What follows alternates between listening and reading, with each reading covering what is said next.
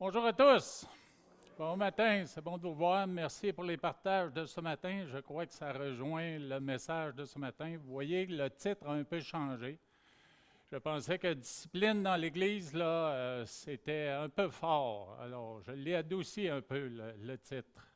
Mais ça fait quand même partie de la vie d'Église. Ce matin, un des partages demandait qu'est-ce que l'Église? Eh bien, l'Église, c'est toutes sortes de choses selon la parole. C'est un bâtiment où nous sommes des pierres vivantes. C'est un troupeau où nous sommes les brebis du Seigneur. C'est aussi une famille spirituelle. Alors, ça rejoignait le message de ce matin. Et bien sûr, sur le thème de la famille, le Seigneur a mis sur mon cœur de vous lire un passage qui n'est pas dans ma présentation, mais qui est très, très pertinent à l'enseignement de ce matin. Et ça se trouve dans Hébreux chapitre 12, si vous voulez tourner dans votre Bible électronique ou papier, à partir du verset 4. Donc, Hébreux chapitre 12 et le verset 4, c'est un passage que j'aime beaucoup, que j'ai découvert assez tôt dans ma vie chrétienne, alors que nos enfants étaient jeunes et puis qu'en tant que jeunes parents, mais nous apprenions la discipline à la maison. C'est sûr qu'on l'a vécu nous-mêmes, on l'a reçu de nos parents, mais l'appliquer, c'est une autre histoire. Alors, voyons ce que Dieu dit à propos de la discipline, à propos du châtiment. Donc, dans Hébreux, chapitre 12, je lis à partir du verset 4. « Vous n'avez pas encore résisté jusqu'au sang en luttant contre le péché. Et vous avez oublié l'exhortation qui vous est adressée comme à des fils. Mon fils, ne méprise pas le châtiment du Seigneur. Et ne perds pas courage lorsqu'il te reprend, car le Seigneur châtie celui qu'il aime, et il frappe de la verge tous ceux qu'il reconnaît pour ses fils. Supporter le châtiment, c'est comme des fils que Dieu vous traite, car quel est le fils qu'un père ne châtie pas? Mais si vous êtes exempt du châtiment auquel tous ont part, vous êtes donc des enfants illégitimes, et non des fils. D'ailleurs, puisque nos pères, selon la chair, nous ont châtiés et que nous les avons respectés, ne devons-nous pas, à bien plus forte raison, nous soumettre au Père des esprits pour avoir la vie? Nos pères nous châtiaient pour peu de jours, comme ils le trouvaient bon, mais Dieu nous châtie pour notre bien, afin que nous participions à sa sainteté. Il est vrai que tout châtiment semble d'abord un sujet de tristesse et non de joie, mais il produit plus tard, pour ceux qui ont été ainsi exercés, un fruit paisible de justice. Quel beau passage du livre des Hébreux. Alors ce matin, bien sûr, le thème, ça rejoint ce qui est écrit dans ce texte, mais c'est à partir du premier livre ou la première épître à Timothée, dans le chapitre 5 et les 2 premiers versets. Alors, je les ai ici à l'écran dans 2 versions différentes. On dit dans la Louis II, « Ne réprimande pas rudement le vieillard, mais exhorte-le comme un père. Exhorte les jeunes gens comme des frères, les femmes âgées comme des mères, celles qui sont jeunes comme des sœurs en toute pureté. » Et dans la version Sommeur, « Ne rudoie pas un homme âgé, mais encourage-le comme s'il était ton père. Traite de la même manière les jeunes gens comme des frères, les femmes âgées comme des mères, les plus jeunes comme des sœurs en toute pureté. » Prions.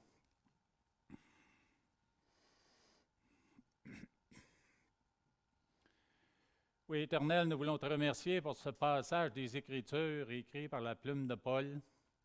Un passage qui s'applique à nos vies comme il s'appliquait aux dirigeants de l'Église dans le temps et même à toutes les familles. On sait que dans la famille naturelle comme dans la famille spirituelle, il est important qu'il y ait de l'ordre, un ordre selon Dieu.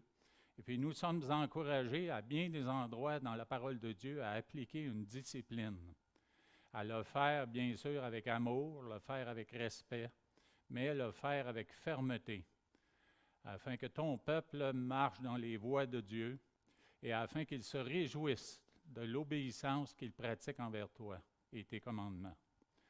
On te prie de parler à nos cœurs ce matin parce que nous soyons à l'extrémité ou à l'autre de cette notion qu'on appelle châtiment ou discipline, qu'on l'applique ou qu'elle soit appliquée sur nous, mais elle est bienfaisante si elle est faite selon ta volonté.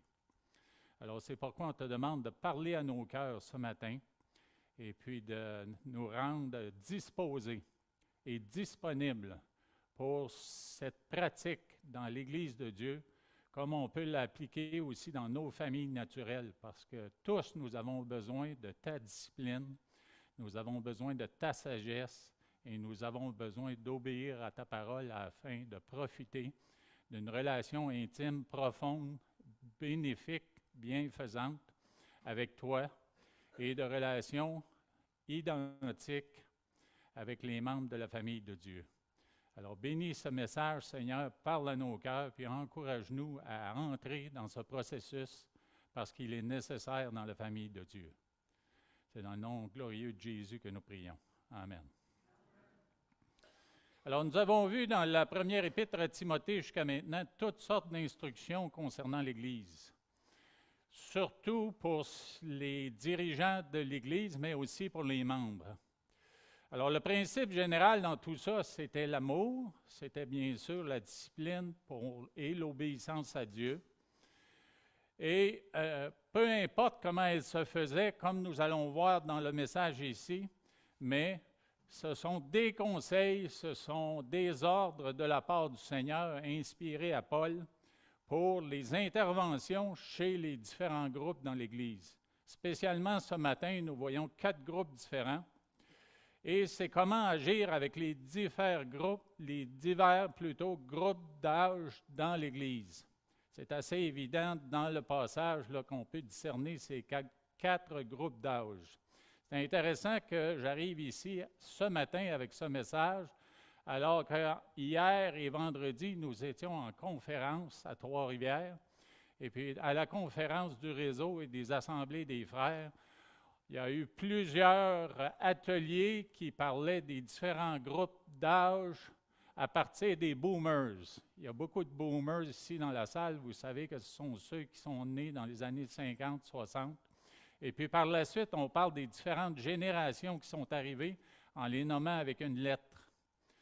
J'ai encore à démêler tout ça dans ma tête, là, mais c'était très, très intéressant de voir que chaque groupe a sa vision différente du monde, vision différente du travail, vision différente de la religion ou de la relation avec Dieu. Alors, vous avez sûrement entendu parler de la génération X, la génération Y, la génération Z, et puis là, on est entré, après l'année 2000, on est entré dans la génération Alpha, et la génération bêta bientôt, là, si ce n'est pas déjà commencé. Alors, c'est intéressant de voir la perspective qu'on nous donnait pour l'interaction dans l'Église, de façon à motiver certains groupes d'une façon, puis les autres de d'autres. Alors, je vous encourage, là, si vous trouvez des références, soit sur Internet ou des livres, surtout avec une perspective chrétienne, qui parlent de ces interactions-là, là, c'est très, très intéressant de voir les relations que ça implique, là. Alors, le message ce matin, là, j'avais une illustration à vous partager dans l'introduction. Je vais vous la partager parce que c'est cher à mon cœur, étant donné que moi, j'ai grandi dans une famille de pompiers. Je pense que j'en ai déjà parlé ici. Mon père était pompier. J'ai 2 frères qui ont été pompiers et j'ai 2 fils qui sont pompiers. Alors, il y a beaucoup de conversations sur les feux et les interventions. Puis on sait très bien là, que quand on considère les différents incendies qui éclatent à droite et à gauche partout dans le monde, mais il y a différents incendies qui doivent être traités différemment. C'est sûr que la prudence, on en a même un ici dans la salle qui pourrait peut-être vous en parler mieux que moi, là. Mais aujourd'hui, le cas là, qui est de plus en plus évident, là, qui est difficile à traiter, parce que c'est contemporain, ça ne l'était pas il y a 20 ans, ce sont les feux dans les autos électriques. À cause des batteries et tous les produits qui sont là dans les batteries, là, c'est très difficile à éteindre et puis on doit développer des processus pour le faire de manière plus efficace que ça se fait maintenant. Alors ici, dans notre passage, Paul adresse des façons de communiquer et d'intervenir auprès des différents groupes d'âge dans l'Église. Et c'est intéressant de voir qu'il y a des généralités qui s'appliquent à tous. Mais il y en a des particularités là, où il faut vraiment faire attention de le faire de manière différente. Alors oui, Paul s'inspire du fait que l'Église est la famille de Dieu et il exhorte de traiter les membres de sa famille spirituelle comme les membres de sa propre famille naturelle. Il y a des principes qu'on mettait en application et qu'on le fait encore, même si on ne vit plus avec notre famille naturelle. Mais il y a des principes qu'on mettait en pratique ou notre façon d'aborder les gens qui étaient là, qui s'appliquent encore aujourd'hui selon le passage que Paul a écrit dans 1 Timothée chapitre 5 et les versets 1 et 2.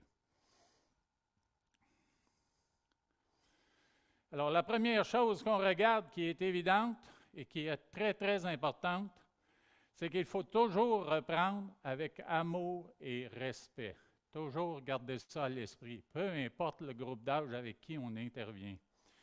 Et dans la première partie du verset 1, on dit ceci, « Ne réprimande pas rudement, mais exhorte-le. » Et on fait référence au vieillard, on va en parler dans l'autre section. Vous voyez à l'écran, moi j'aime l'anglais parce que l'anglais c'est une langue qui peut être très simple. Et puis en anglais, on dit souvent quand on a une liste de choses à faire, de choses à ne pas faire, on appelle ça des do's et des don't. Do's and don't. Et puis on liste les choses de cette manière-là. Et puis dans le même sens, Paul il fait ça ici, mais il l'inverse. Alors il met le don't en premier, à ne pas faire, parce que ça semble être une chose qui est vraiment un danger, qui est vraiment une imprudence. C'est vraiment quelque chose qui peut causer du dommage. Dans la version Sommaire, vous voyez, le mot est différent. Au lieu de dire de ne pas réprimander, on parle de ne pas rudoyer.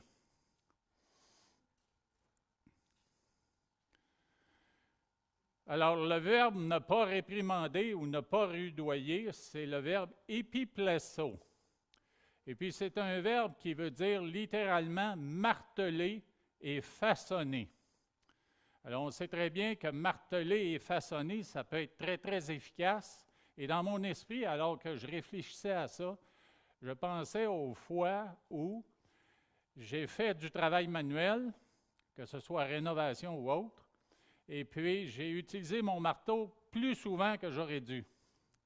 Alors, ça fait en sorte qu'on peut prendre un matériau, puis s'il n'entre pas à la place où on a pensé que ça faisait, mais on utilise le marteau, puis on martèle plus qu'on devrait marteler. En bout de ligne, on réalise qu'on a brisé le matériau, ou on a brisé dans l'environnement où on installe le matériau quelque chose, que ce soit de la céramique, un morceau de métal, une pièce de bois. Mais marteler, c'est bon jusqu'à un certain point, mais il faut le faire avec sagesse. Alors ici, Paul utilise ce terme-là en voulant dire « faites attention ». Faites attention que vous soyez dirigeant dans l'Église, que vous utilisiez une interpellation dans votre famille naturelle ou même vous-même dans la famille d'Église. Alors, soyez prudents et essayez, là, s'il est nécessaire d'être ferme, là, mais faites-le quand même avec sagesse. Alors, c'est facile d'écraser sous des paroles qui sont exagérées et des paroles qui sont démesurées, des paroles qui sont blessantes. Il est mieux d'y aller, comme on dit en québécois, d'y aller mollo, d'y aller avec lenteur et puis de faire vraiment attention.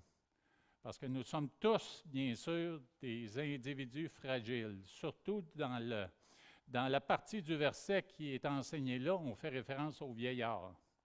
Et moi, je vous le conseille, faites attention aux vieillards, d'autant plus que j'ai 66 ans maintenant. Faites attention aux vieillards. Bien sûr, l'autre portion, c'est le « do ».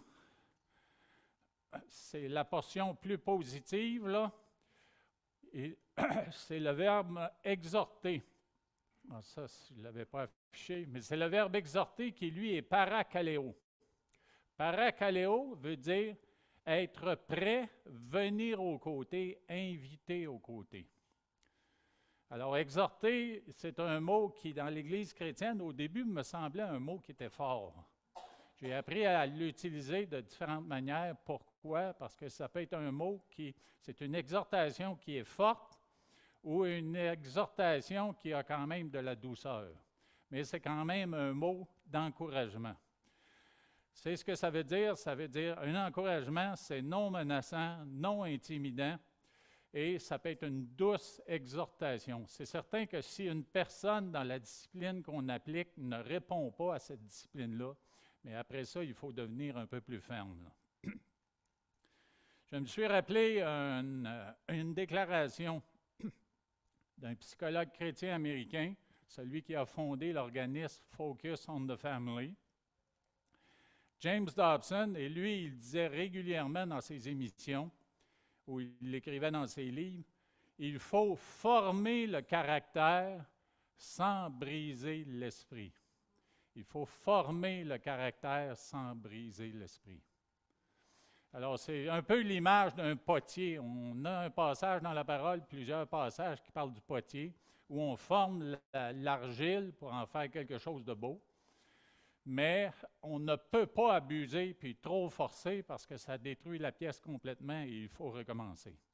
Mais avec un humain, recommencer, c'est un petit peu difficile. Il y a des gens qui ont été abusés, qui ont été martelés à un point où ils sont vraiment brisés. Et puis la reconstruction, elle est longue et elle est pénible. Alors je vous dis que puisque la parole de Dieu et le Saint-Esprit fortifient les enfants de Dieu, mais nous, de la même façon, c'est ainsi qu'il faut leur porter secours quand ils dérivent, en les fortifiant, en les encourageant, en les guidant et en les instruisant. Il y a des passages dans la parole qui adressent ce sujet. Dans Galates 6, les versets 1 et 2, on dit ceci: « Frères, si un homme vient à être surpris en quelque faute, vous qui êtes spirituels, redressez-le avec un esprit de douceur. Prends garde à toi-même de peur que tu ne sois aussi tenté. Portez les fardeaux les uns des autres et vous accomplirez ainsi la loi de Christ. » Une image me vient à l'esprit. Depuis quelques années, je fais un jardin chez moi, mais il m'arrive là, de prendre des jours de congé et puis de laisser aller les choses. Mais après ça, il faut récupérer et rattraper le temps perdu. Mais si des plants ont plié et puis se sont placés dans une position précaire, même qu'ils pourraient mourir, mais les redresser, il faut le faire avec douceur pour bien les attacher pour qu'ils puissent produire quelque chose en bout de ligne. Alors, de la même manière, il faut redresser avec douceur. Et dans 2 Timothée 2, 24 et 25, il est écrit ceci: « Or, il n'est pas convenable pour un serviteur du Seigneur d'avoir des querelles. » Un thème qu'on a déjà adressé dans les qualifications d'un ancien. On disait qu'il ne doit pas être querelleur, il ne doit pas exprimer sa colère en blessant les gens autour. Alors qu'il se montre au contraire aimable envers tout le monde, même si ce n'est pas toujours facile. Il faut se faire violence et puis obéir au Seigneur dans ce sens. Capable d'enseigner et de supporter les difficultés. Il doit instruire avec douceur les contradicteurs. Qui sait si Dieu ne les amènera pas ainsi à changer d'attitude, à changer d'attitude, pas charger d'attitude, on a assez d'attitude là, comme ça, à changer d'attitude pour connaître la vérité. Alors, vous voyez toutes ces manières de faire, mais ça rejoint le point de départ qui est de pratiquer ces interpellations, ces reprises-là, ces disciplines-là avec amour et avec respect. Et si on retourne dans 1 Timothée 5.1, c'est là qu'on voit le terme, le mot « le vieillard ». Et bien sûr, à la toute fin, là, il faut le reprendre comme un père. Puis dans la parole de Dieu, il y a toutes sortes de passages qui adressent les personnes âgées.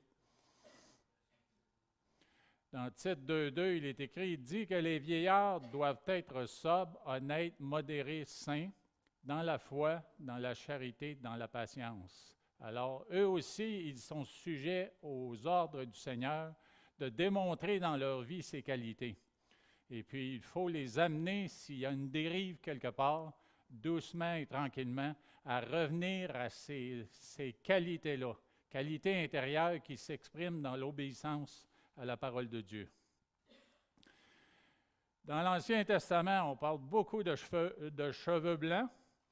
Dans Lévitique 19, 32, il est écrit « Tu te lèveras devant les cheveux blancs et tu honoreras la personne du vieillard. Tu craindras ton Dieu, je suis l'Éternel. » Je me rappelle les premières fois que je suis allé dans un camp de vacances, c'était dans la vallée d'Ottawa, un camp pentecôtiste. Et puis le matin, il y avait des réunions dans la chapelle du camp. Et c'était avec les membres participants campeurs, les gens du camp qui assistaient à la réunion. Mais le soir, après le travail des communautés chrétiennes, des gens qui travaillaient dans les communautés autour, ces gens-là venaient entendre l'évangéliste qui apportait les messages le soir. Puis quand on entrait dans cette salle-là, on voyait une mer de cheveux blancs. Et moi j'avais une trentaine d'années à ce moment-là. Pas beaucoup de cheveux blancs, quelques-uns, parce que c'est dans ma famille. Mais entrer là, c'était comme recevoir par osmose toute la sagesse qu'il y avait dans la place. C'était vraiment, on sentait une bénédiction, une paix, une gloire du Seigneur qui était reflétée par des croyants, par des gens qui adoraient le Seigneur ensemble et qui aimaient Jésus. En Exode, bien sûr, on dit « Honore ton père et ta mère », c'est le 5e commandement avec une promesse de longévité. Dans le Proverbe 16, 31, les cheveux blancs sont une couronne d'honneur.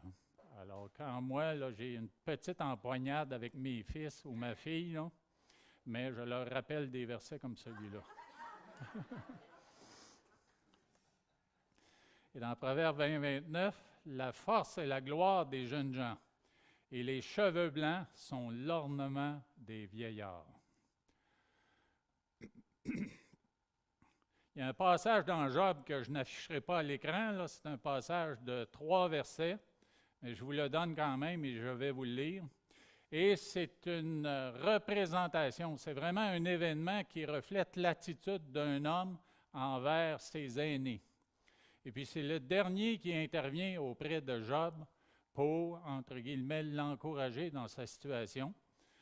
Et il est écrit ceci, « Comme ils étaient plus âgés que lui, et lui c'est Élihu, il avait attendu jusqu'à ce moment pour parler à Job. Mais voyant qu'il n'y avait plus de réponse dans la bouche de ces 3 hommes, Élihu s'enflamma de colère. Et Élihu, fils de Barakil de Buz, prit la parole et dit, « Je suis jeune, et vous êtes des vieillards. C'est pourquoi j'ai craint, j'ai redouté de vous faire connaître mon sentiment. » Alors Élihu était en retrait, il regardait les plus âgés, tenté d'encourager avec leur connaissance et leur supposée sagesse, une certaine sagesse, mais quand même limitée. Et puis lui, il arrive après, et puis c'est son temps pour lui. Je n'ai pas les détails de la conversation, c'est quand même assez long, vous pouvez le lire dans le chapitre 32. Mais il a attendu, il respectait ses aînés pour leur laisser la place d'intervention auprès de Job. Alors la Bible, elle appelle toujours au profond respect des parents.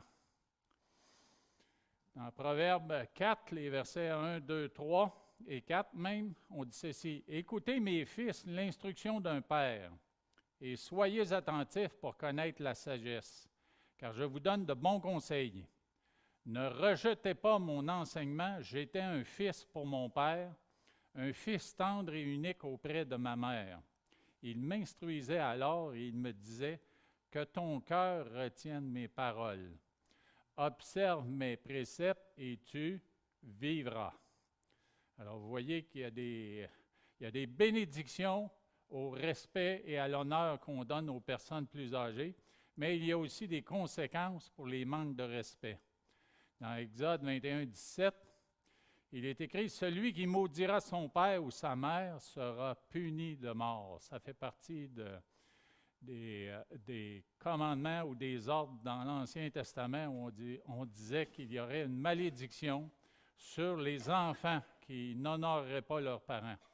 Et dans Proverbe 37, il est écrit, « L'œil qui se moque d'un père et qui daigne l'obéissance envers une mère, les corbeaux du torrent le perceront, et les petits de l'aigle le mangeront. »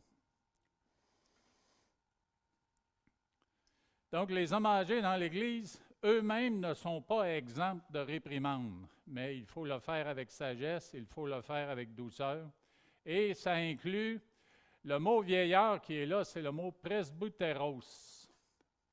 Alors, le mot presbyteros, il fait référence aussi, il est aussi écrit dans ses épîtres pour faire référence aux évêques. Mais dans le contexte, étant donné qu'on parle des jeunes personnes, des jeunes gens, des jeunes hommes, OK? OK? Ouais.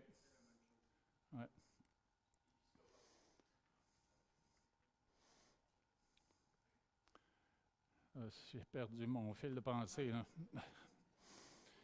Alors, j'étais dans les conséquences du manque de respect et des conséquences pour ça. Et il y a bien sûr d'autres exemples dans l'Ancien Testament où des gens, qu'ils soient prophètes ou autres, ils ont respecté des personnes plus âgées, entre autres Daniel dans le chapitre 4 et le verset 27. Alors, les hommes âgés dans l'Église ne sont pas exempts de réprimandes. Puis c'est tout à fait normal. D'ailleurs, dans la parole de Dieu, on nous demande de veiller les uns sur les autres. Alors, les hommes âgés ont droit à cette réprimande-là, comme tous les autres, en autant qu'on les aborde avec respect et avec douceur. Alors, c'est un encouragement pour tout le monde dans l'Église, là. Si on veille et on a une réprimande ou une interpellation à faire, mais de la faire avec amour et de la faire avec respect. Maintenant, pour les jeunes, c'est un petit peu différent. Dans le verset, on voit un peu la même exhortation. La portion de ne pas les interpeller là, avec rudesse n'est pas écrite, mais elle est sous-entendue. Mais on dit « exhorte les jeunes gens comme des frères ». Dans Lévitique 19-17, il est écrit « Tu ne haïras point ton frère dans ton cœur. Tu auras soin de reprendre ton prochain, mais tu ne te chargeras point d'un péché à cause de lui. » Alors oui, dans le verset, on fait référence à la famille naturelle, mais comme nous sommes des frères spirituels dans l'Église, mais nous avons droit à cet honneur ou cette reconnaissance-là qu'on est dans une relation familiale, spirituelle. Et puis qu'on doit faire attention que les liens familiaux ne se brisent pas. Moi, je peux vous dire que j'ai présentement à cœur de me réconcilier avec un frère dans ma famille naturelle. Et puis, non pas on s'est confronté au point de ne pas se parler, mais on garde nos distances. Distance parce que lui parle de choses du monde et moi, je parle des choses de Dieu. Et à un moment donné de sa vie, il m'a dit, ne viens plus me parler de ces choses-là.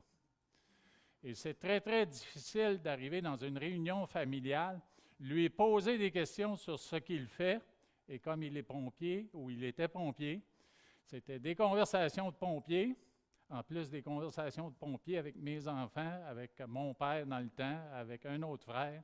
Donc, ça tournait autour des pompiers.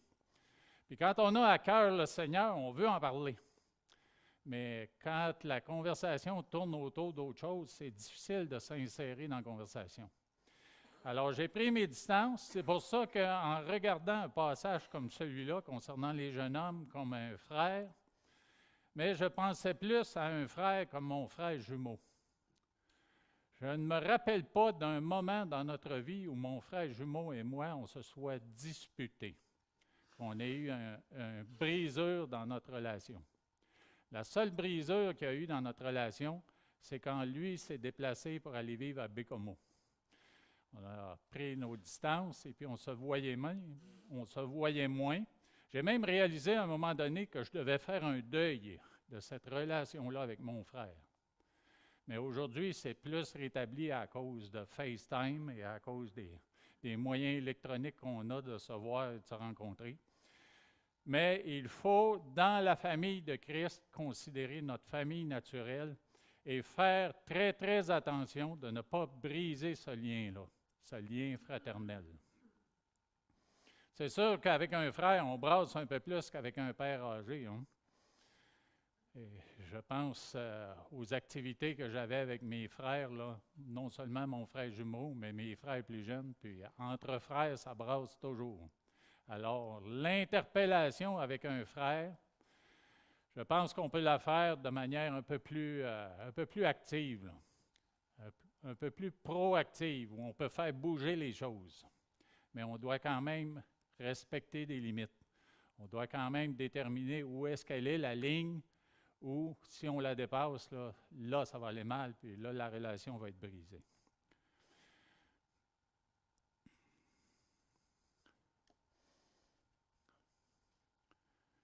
Alors, dans Genèse 45, 4, il est écrit « Joseph dit à ses frères », et ça, c'est un super bel exemple, là. Un exemple extraordinaire de la relation que Joseph a rétablie avec ses frères malgré tout le tort et le mal qu'on lui avait fait, là.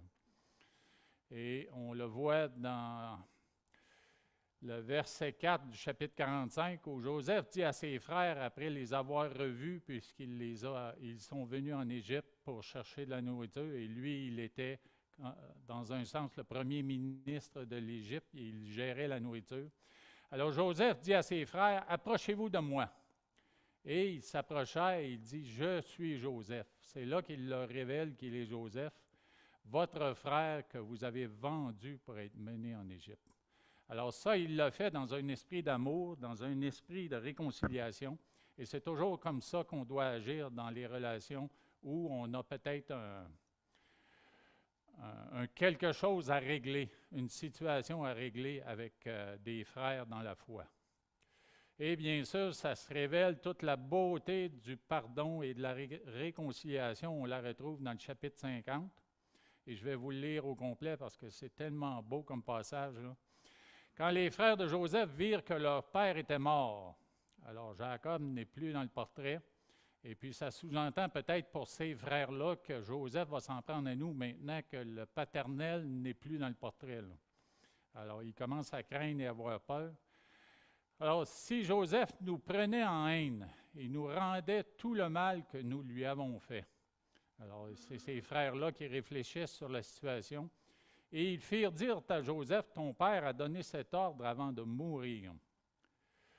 Vous parlerez ainsi à Joseph, ô, pardonne le crime de tes frères et leurs péchés, car ils t'ont fait du mal. Pardonne maintenant le péché des serviteurs du Dieu de ton père. Joseph pleura en entendant ces paroles. Ses frères vinrent eux-mêmes se prosterner devant lui et lui dire, nous sommes tes serviteurs. Joseph leur dit, soyez sans crainte, soyez sans crainte. Car suis-je à la place de Dieu?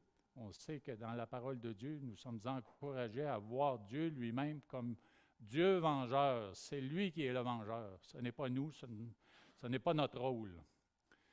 Et au verset 20, vous aviez médité de me faire du mal, et Dieu l'a changé en bien. Toute chose concourt au bien de ceux qui aiment Dieu, nous dit Romains, pour accomplir ce qui arrive aujourd'hui, pour sauver la vie à un peuple qui est nombreux.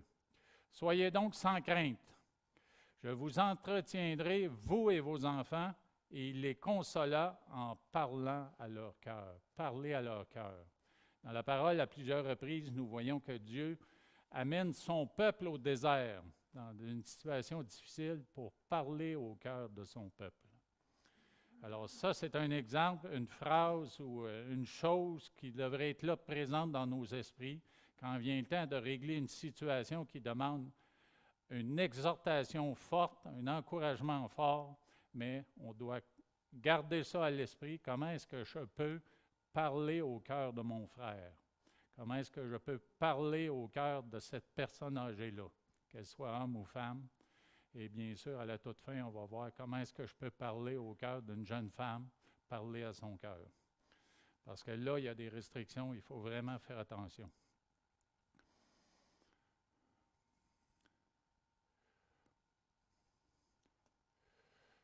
voyez encore un petit peu en retard les versets dans Genèse 50, 20. Alors, nous sommes exhortés à nous aimer comme des frères. Dans 1 Pierre 2, 17, il est aussi écrit « Honorez tout le monde, aimez les frères, craignez Dieu, honorez le roi ».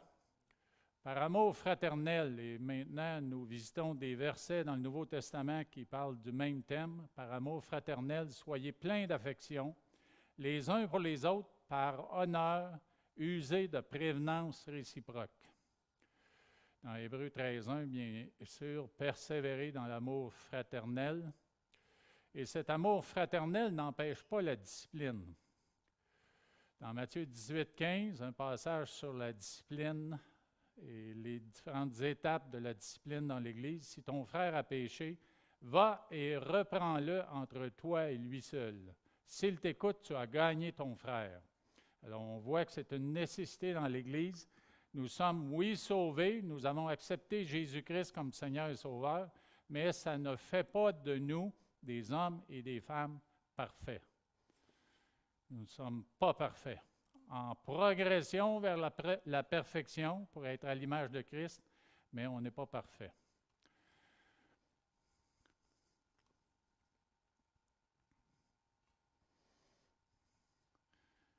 Alors maintenant, la quatrième catégorie de personnes qui est mentionnée dans le passage après les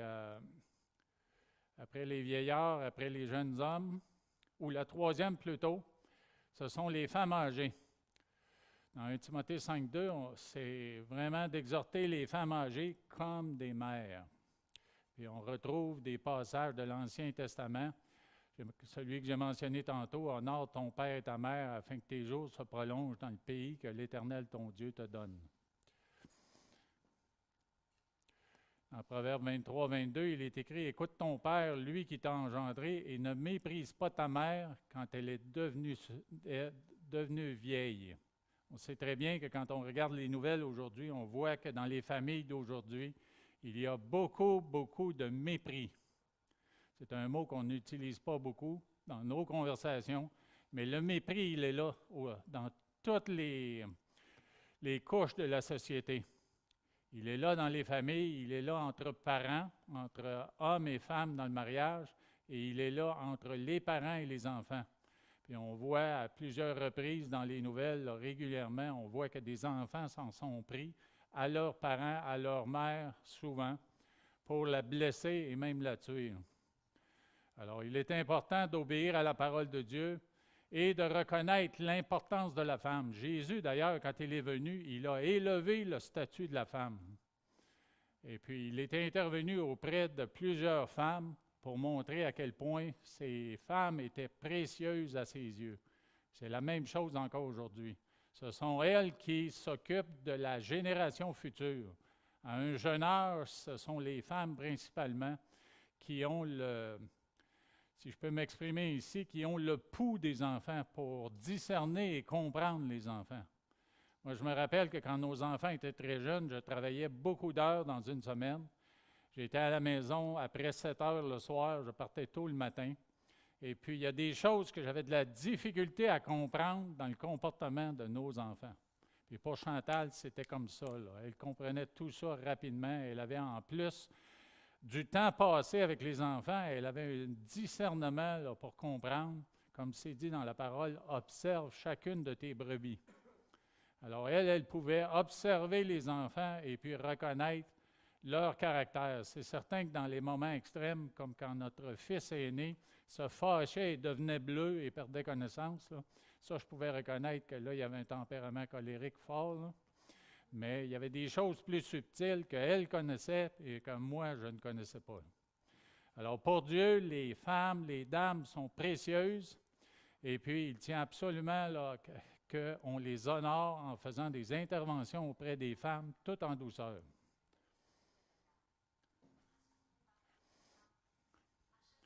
Dans Philippiens 4, le verset 2, on voit ici que Paul fait une intervention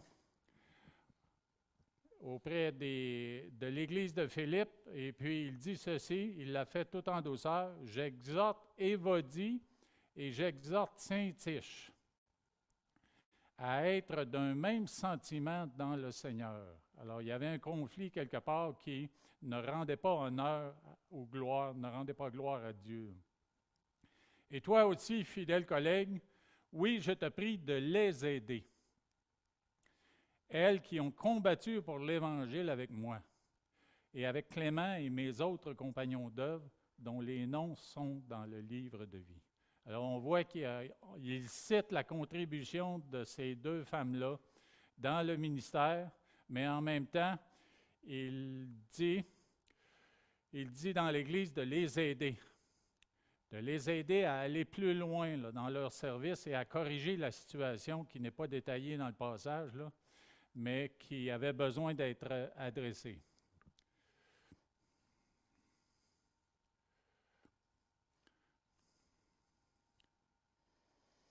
Voyez-vous ici, j'ai oublié de changer le titre. Ce n'est pas les femmes âgées, mais ce sont les femmes qui sont jeunes. Alors, c'est un peu plus loin dans le verset 2. Celles qui sont jeunes comme des sœurs. Et Paul rajoute ces trois mots-là à la toute fin. En toute pureté. Comme quoi il y a quelque chose de particulier et de spécial pour ce qui est de ces jeunes femmes-là.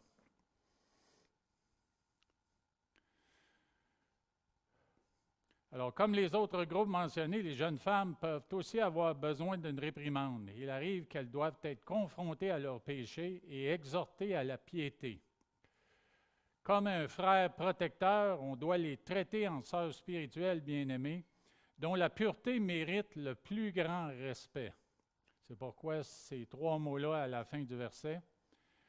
Dans l'Ancien Testament, dans la loi qui nous est donnée dans Lévitique et Deutéronome, je vous donne les références sans les lire, là, mais on dit de faire attention aux relations immorales qu'un frère pourrait avoir avec ses sœurs ou sa sœur.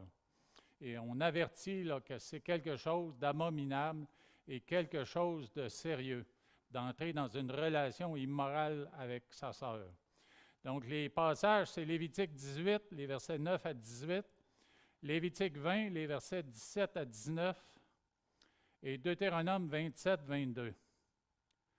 Alors, la dimension de pureté, elle est importante pour Paul. Lui qui avait choisi le célibat. On sait très bien que dans les Épîtres aux Corinthiens, il parle du problème d'incontinence au niveau sexuel et il encourage les jeunes gens à se marier au lieu de tomber dans le péché d'incontinence sexuelle. Alors, il parle de manière disciplinaire ici auprès des jeunes femmes. Il dit à Timothée, et il avertit les dirigeants d'Église qui doivent se montrer indifférents et prudents en termes de convoitise. Donc, garder une certaine distance. C'est une abomination, comme je disais, de convoiter une jeune femme qu'on aide spirituellement. Et bien sûr, on voit dans l'histoire, dans bien des ministères, même des grands ministères, des télé-évangélistes américains là, qui ont tombé à cause du péché d'immoralité sexuelle. Alors, certains diront qu'il est impératif d'éviter les incestes dans la famille spirituelle. C'est pourquoi Paul ajoute en toute pureté. Toute pureté, bien sûr, c'est un mot qui fait référence à la propreté, à la chasteté et à la pureté dans les relations. Dans 1 Timothée 4,12, il est écrit que personne ne méprise ta jeunesse, mais sois un modèle pour les fidèles, en parole, en conduite, en charité, en foi et en pureté.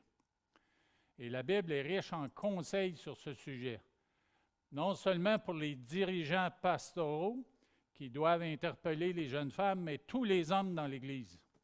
Et même dans l'Église, dans les relations dans la communauté, mais aussi à l'extérieur, au travail, dans la communauté, à l'extérieur, notre voisinage et partout. On doit faire très, très attention à cela. Et voici quelques conseils qui sont donnés dans la parole.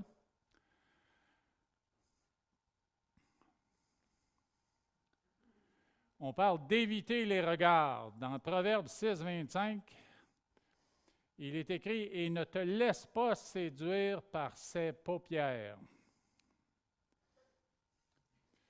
Dans Job 31, 1, on dit « J'avais fait un pacte avec mes yeux et je n'aurais pas arrêté mes regards sur une vierge ». On sait que les hommes sont sont orientés visuellement. Puis souvent, là, notre vision, elle est précieuse, mais c'est peut-être elle qui produit beaucoup de péchés sexuels à cause qu'on ne résiste pas aux tentations. Puis bien sûr, dans le monde, on en profite, hein, on placarde ça partout, partout, à toute heure du jour. Le deuxième, c'est éviter les flatteries. Là, c'est en parole qu'on peut s'avancer et puis se mettre en danger. Car les lèvres de l'étrangère distillent le miel, et son palais est plus doux que l'huile. Dans Proverbe 2,16, il est écrit « Pour te délivrer de la femme étrangère, de l'étrangère qui emploie des paroles doucereuses. » Ensuite, en pensée, dans Proverbe 6, 25, il est écrit « Ne la convoite pas dans ton cœur par sa beauté. » Je me rappelle un message de Chuck Swindoll, alors qu'il parlait d'un sujet semblable. Il disait que quand lui, il était dans les Marines aux États-Unis, soldat outre-mer, il était en Asie et quand il était en pause, qu'il n'était pas de fonction, mais il pouvait aller se promener dans les villes où ils étaient stationnés. Il disait qu'il y avait beaucoup, beaucoup de tentations à ce niveau-là. Et lui, il faisait très attention de ne pas fixer. Et quand il se promenait là, et qu'il voyait quelque chose qui pouvait être un sujet de tentation, il baissait la tête ou regardait ailleurs. Et puis, on doit renouveler notre pensée, nous dit Romains 12, 2. Renouveler la pensée avec quoi? La parole de Dieu et ce qui est écrit dans la Bible pour avoir des pensées qui sont pures, qui sont selon la volonté de Dieu. Après ça, bien sûr, il faut éviter les rendez-vous. J'ai aperçu parmi les stupides, j'ai remarqué parmi les jeunes gens un garçon dépourvu de sens. Il passait dans la rue près de l'angle où se tenait une de ses étrangères et il se dirigeait lentement du côté de sa demeure. Alors ça, c'est définitivement un piège et comme je disais, c'est partout dans la société. Et je me rappelle, moi, parce que dans un élan de générosité, j'ai déjà pris une dame sur le pouce à Laval. Puis elle s'est assise dans mon auto. La porte n'était pas fermée encore. Puis, alors que moi, je lui ai demandé qu'est-ce que je peux faire pour lui rendre service, où est-ce que je peux l'amener. Mais elle m'a adressé quelque chose en disant ouais, certainement, vous pouvez me rendre service. Puis elle m'a lancé un regard aguichant. Vous savez ce que veut dire le mot aguichant? Accrochant. Là. Puis là, je lui ai dit, j'ai dit, Madame, la porte n'est pas fermée, là, vous pouvez ressortir de l'auto, ça ne m'intéresse pas du tout. Alors, on ne sait pas quand ça peut arriver, mais il faut toujours être alerte sur ces choses-là pour résister à la tentation. Éviter le domicile. Rendez-vous à l'extérieur tantôt, mais maintenant, le domicile, c'est encore pire. Éloigne-toi du chemin qui conduit chez elle et ne t'approche pas de la porte de sa maison. Et puis, c'est encore plus fort dans le Proverbe 7, le verset 27, où on dit ceci, « Sa maison, c'est le chemin du séjour des morts. Il descend vers la demeure de la mort. » Et finalement, ce qui est tout à fait évident, c'est éviter le toucher. Elle le saisit et l'embrassa et d'un air effronté lui dit. Ça peut être aussi simple qu'un toucher une main lors d'une rencontre au restaurant. Alors, nous sommes avertis, nous les hommes, dans la parole, et vous les femmes aussi, nous sommes avertis de faire très, très attention à ces interventions-là qui se font. En public, c'est certain, c'est mieux, mais il y a quand même, on peut inviter d'autres personnes. Si on fait une intervention pastorale, nous, en tant que dirigeants, on peut amener notre épouse avec nous et faire l'intervention à deux. C'est beaucoup plus sage. Alors, ce n'est pas pour rien que Paul a mis à la fin de ce verset-là « en toute pureté pour ce qui est des jeunes femmes ». Alors, je résume avec cette diapositive-ci. Les interventions, peu importe avec qui on les fait, dans quel groupe d'âge, mais il faut les faire avec amour, avec humilité et avec respect. Il faut les faire avec discernement, comme j'ai mentionné tantôt ce verset, « Connais bien chacune de tes brebis, donne tes soins à tes troupeaux ». De manière à donner des soins appropriés, il faut connaître nos brebis. Il faut faire des interventions qui sont douces, des interventions qui sont régénératrices, rédemptrices et réparatrices.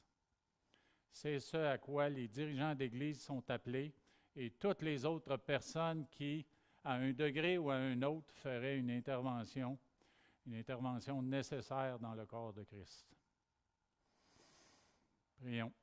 Oui, Éternel, encore une fois, nous voulons te louer, te remercier pour ta parole. Merci d'être ici ce matin avec nous et en nous par ton esprit. Ta parole est une grande sagesse. Dans le monde, on a oublié ces principes. Et puis des gens brisent des relations conjugales, des relations familiales parce qu'ils ne mettent pas en pratique certains de ces principes.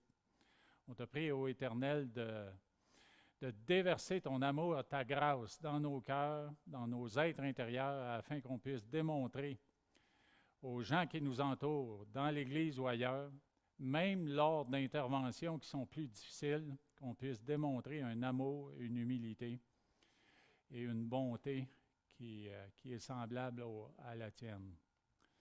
Alors, merci de prendre soin de nous et merci pour ces conseils qui sont précieux pour la vie de l'Église. Ils sont précieux pour l'unité. Tu dis dans ta parole que notre unité, l'amour qu'on a les uns pour les autres, sera un témoignage puissant de ta vie qui est en nous par ton esprit. Alors, on te prie, ô Éternel, de nous donner cette sagesse, de pratiquer tes commandements, tes exhortations, afin de les faire pleinement selon ta volonté. Puis en bout de ligne, tu seras le seul glorifié.